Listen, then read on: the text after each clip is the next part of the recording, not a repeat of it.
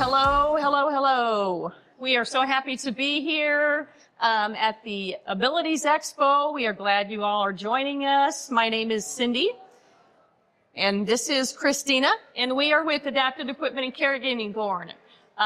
We are not the scheduled speakers during this time, so we apologize for that. We are filling in, but we are so glad to have you here with us. So what we want to talk about today is caregiving. Caregivers, and we want to let you know how appreciative we are of you. So can I see a raising of the hands of who we have as far as caregivers here today? Anybody a caregiver here today? Do you take AFs? I bet you're not. So there's a lot of people that don't want to admit don't really even know they're caregivers, right? So let's give a round of applause to the caregivers. Thank you, caregivers. Absolutely. We appreciate you very much, very much. All right. So I'm going to let Christina tell you a little bit about who we are, and then we'll get into how we're going to help the caregivers. Hi, everybody. I want to let the caregivers know we really appreciate you guys. It is 40% of people that are caregivers don't even identify as caregivers. Mm-hmm. So it's kind of an uphill battle that we do to try to educate caregivers whenever they don't even identify as caregivers. That's right. But if you provide some kind of a care, even if it's like you go to the grocery store for your neighbor, guess what? It's caregiving. Yep. You know, but you guys are on the front lines every day, and you give it your best, and you give it your all, and, you know, it's really an increase. You just increase your own risk for health issues as caregivers. Mm-hmm. Not that you do it. You just do it every day and you show up because it's the thing to do, right? Because you're loved ones. So you really want to take the time to let you guys know that we appreciate everything you do. So my name is Christina. I'm a speech language pathologist. I'm also the co-founder of Adaptive Equipment and Caregiving Corner. We are a YouTube channel. We're also on all different kinds of social media. We have different kinds of social media platforms we're on, like, I don't know, we're on Facebook or Instagram. And let me just tell you, we are even two old ladies on TikTok. That is true. That is very true. Yes, we are on TikTok. That's where we get some of our best questions. Yes, that is very true. Our YouTube channel and then on TikTok. So, very true. If you wouldn't mind, whatever you consume social media, check that out there. I find that's very easy to find. And give us a follow. We really appreciate it. You of our stuff, and it helps continue allow us to do what we do. So, right. All right. That it? Let's just tell them a little bit about what we actually do. Yeah, go ahead. Yes, so we have all of our channels and all of our website is based on our mission is to help individuals and caregivers maintain as much independence and as much safety in the home as possible. So we want to age in place. We want to keep people in their home, no matter what the age, no matter what the ability. We want to keep people safe and independent. So that's our mission. And that's what we're all about as far as our social media, as well as our website and everything else. So what we're going to do today is we're going to talk to you a little bit about caregivers and what you can do as a caregiver to keep yourself safe. So our motto is take care to care, because if you're not taking care of yourself, then you're no longer able to care. So take care to care. So we're going to go over a little bit. Now, I promise that number one, won't make this, try not to make this. This is not a boring educational thing. And number two, I promise there won't be a quiz at the end, okay? But I do want to talk about body mechanics, all right? And everybody's like, ugh, gross, we're going to be in school. Well, not really. I just want to give you a little bit of an indication of what I'm talking about for caregivers and what you can do to keep yourself safe. This might not work for me. All right, so what is body mechanics? Body mechanics is basically how we use our bodies to perform different functions, okay? So it's our alignment, it's our posture, it's our coordination, and it's our balance, as well as our efficiency. So we're having a little bit of trouble, but we're going to go on. So, you know, as far as body mechanics is concerned, I can't express enough as caregivers, we have to be aware of this all the time. It doesn't matter if we are washing dishes at the sink, if we're picking up a laundry basket, if we are transferring or moving our loved one from one position to another. We've got to be aware of our body mechanics and how we are moving to help keep ourselves safe. Oh, you good? Okay. Go ahead. And our big motto too is we always want to work smarter, not harder. Okay? So as far as body mechanics is concerned, oh, is it working? Yay. Okay. This is the IT department for our business. Yes. Also social media. Also yeah. Okay. Sorry. All right. So this is what we want to talk about. The A, B, E, and C's of body mechanics. So we're going to talk about alignment. We're going to talk about balance. Okay. We're also going to talk about efficiency and coordination.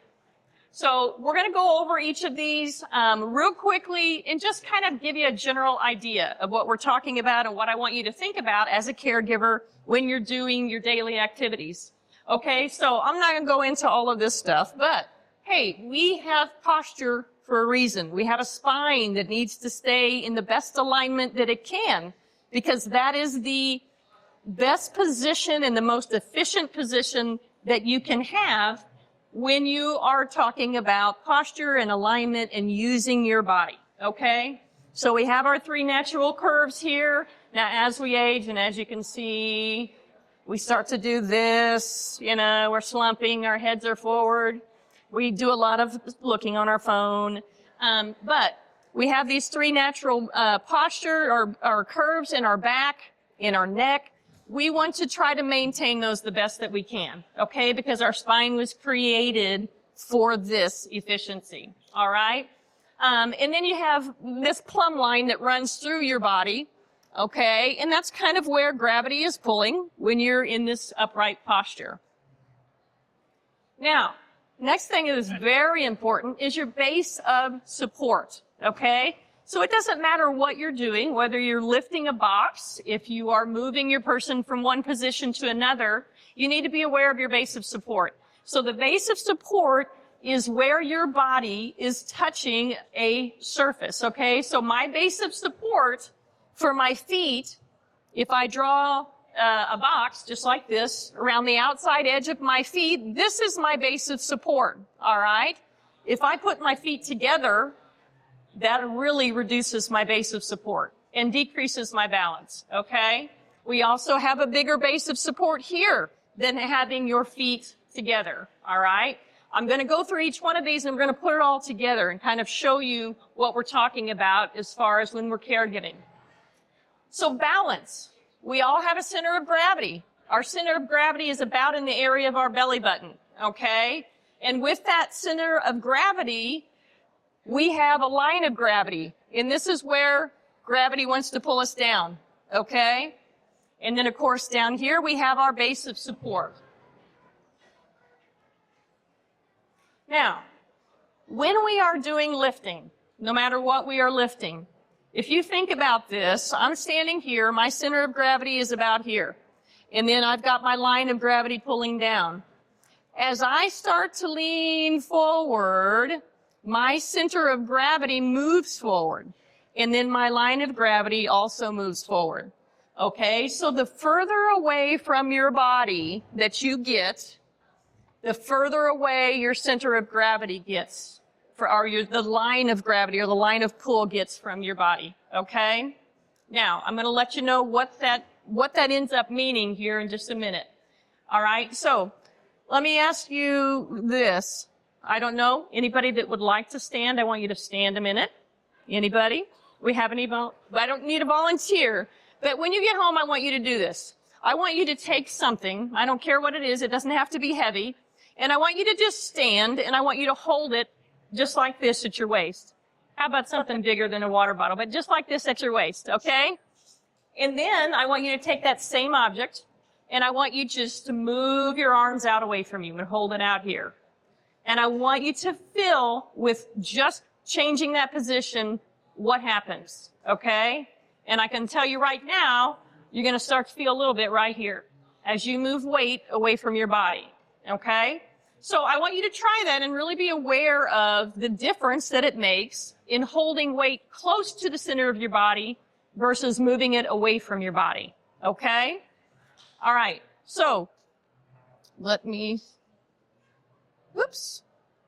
All right, We're also going to talk about efficiency. So when I said that you started to feel that in your low back, when we lift, we try to use our back, okay? These little back muscles were not made for that job, all right?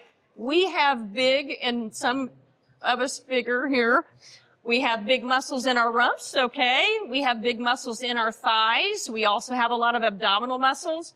Those are our muscles that are to do the lifting. Those are what's going to make us more efficient when we are doing our lifting during our daily activities, okay? So we need to make sure we're using the right muscles. We don't want to tax these muscles. They're going to let you know right away if you start doing that, okay? All right, so here's what we're talking about. Abdominal muscles. These are called the quadriceps. These are your thigh muscles. And then you got your gluteus maximus. All right, so your big rump muscles, okay? Those are the ones that we're going to use for our lifting, okay? So efficiency. Did you realize that as you bend over, especially away from your body, the force of pressure, now I'm not saying poundage, I'm saying pressure force, is a 10-to-1 ratio. So if I am picking up, let's say this water bottle is 10 pounds, okay? And I bend over outside my center of gravity to pick that up. That's putting 100 pounds of pressure in my low back area.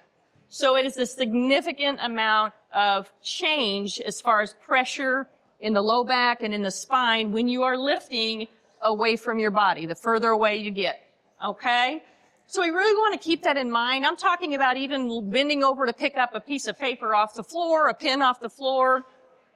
You know, as you continue to work as a caregiver and use your body, it takes a toll. It takes a toll. So we want to really be careful with our bodies as caregivers, okay? So this is what I want to just give you a few examples, okay? So we're going to do, Christina, I'm going to have you come over here. Christina, also known as Vanna White. Let's do this. There you go. Sitting down? Yes, you're sitting down. Okay, so would you hold this for me? All right, so as a caregiver, if I'm coming in and I have to help her get up, I want to get my body as close to hers as I can. Now, usually I will say, if you've got to help them up with any significant assistance, you need a gait belt. I prefer a gait belt, something to hold on to, okay? But when I'm coming in to do this, I'm going to actually take my feet. They're going to be about hip width apart, but I'm going to put one back, okay? Now, the reason I do that is because, and I've learned my lesson, or just about learned my lesson, is I was helping a gentleman up.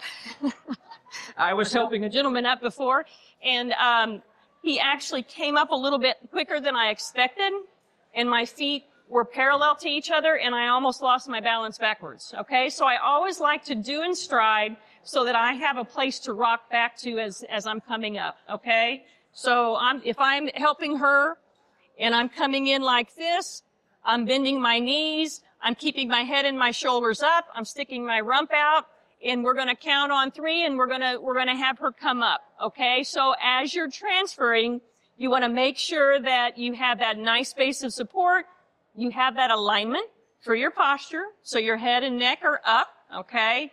And you are assisting them, and you are using weight shifting to help them up, okay? Now, same thing along, let's say you are working with somebody in a hospital bed. Hospital beds are very difficult to reach across, to help people roll. When you're doing that, you still want your knees bent a little bit, and you want to maintain this arch in your back, okay? Because if you have straight legs and you start to lean over, then we start to do that picture where we're really adding that weight out away from our center of gravity, okay? So you want to bend those knees. And if I'm helping them slide up and down in the bed, I'm going to use weight shifting. So if I'm helping someone else move them up in bed, I'm going to do weight shifting of my weight as I help move them up in bed, okay? We don't want to twist. We don't want to not move our feet because that goes right to our spine. Okay, so as caregivers, you want to make sure that you're using good body mechanics to protect yourself. Okay? When standing at the sink washing dishes, and you're washing dishes and you're washing dishes and then your back starts hurting. Yes. All right. So when you're washing dishes, you really ought to keep what we call soft knees. A little bit of bend in the knees, and make sure that you're not giving to that rounding of the back. You're really wanting to keep your head and shoulders up and keep that nice arch in your back, even when you're doing dishes. Okay? So all of these little things, picking up kids, when you're picking up kids, you want to make sure that you're getting down to them and getting them up. If you start to lean over like this, you are increasing your weight the pressure weight that you're putting on your back by tenfold. Okay. So you want to make sure that you're being careful with that. So we talked about efficiency. You want to make sure that you're using the correct muscles. You're wanting to make sure that when you're pushing or pulling an object, you're still using the correct muscle. So let's say, Christina, let's say that I am pushing something. You want to hold this? I'm sorry. So if I'm pushing something, you still want to get in a good stance, okay? And you want to use your body to get that, whatever it is that you're pushing started. Let's say you're pushing a wheelchair, okay? Hold this and I'll push. Oh, let's say you're pushing a wheelchair. So you want to use your body to get that going. So you're going to kind of shift your weight forward into the wheelchair, and then you're going to start moving, okay? If you have a choice of pushing or pulling, you want to push, okay? If you have the choice, you always want to push. You're going to get better leverage. But even if you are pulling, let's say, I don't know if anybody's ever used a mechanical lift. Sometimes they're called a Hoyer lift. But you have to back those things up, and you got to turn them and all of that good stuff, and that is not an easy job. Again, when you are doing that, you want to keep your knees bent. You want to keep your head and neck up, back, that posture, or your curve in your low back, and you want to keep your arms close to you, okay? You don't want to come out and let your arms do all the work and try to pull that back and forth. You want to use these big muscles. You have a question here? Hang on just a second. We're going to get a mic for you. You want to use the bigger muscles in your rump and your legs to help you do that. What about my walker? What about your walker? How do you stand? How do you stand straight up? I'm older and I wanna. It's hard, but when you're on a walker, you need to stay as close to it. Yep, stay as close to it as you can. You want to make sure you're standing up nice and tall. Arm is dropped at the side, and the handle height should hit at wrist level. And when you're adjusting a cane, a walker, anything like that. Okay. And then sometimes if I have somebody that's using a walker for just more balance than anything, not a lot of weight bearing, I may adjust it up just a little bit further so they're up nice and tall. Okay? Let's see here what we got. We got a lot on efficiency. I must have really been, okay. So putting it all together, again, what we're talking about is let's make sure that we're working smarter, not harder, okay? We want to make sure we're using good body mechanics. Caregivers, I know that it takes a little extra time to make adjustments, to get in good position. If you're working with somebody in a hospital bed and you're doing something on this side, instead of reaching across to do on the other side, please go around if you can.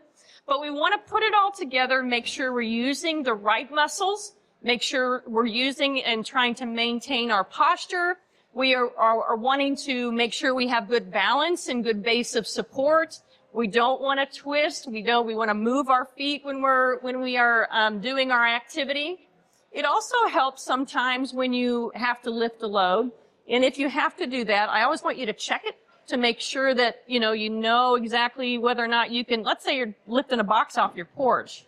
How many gets Amazon and things like that. So you're lifting a box off your porch. Check it to make sure that you can safely lift that without injuring yourself. Because sometimes those are really, really heavy.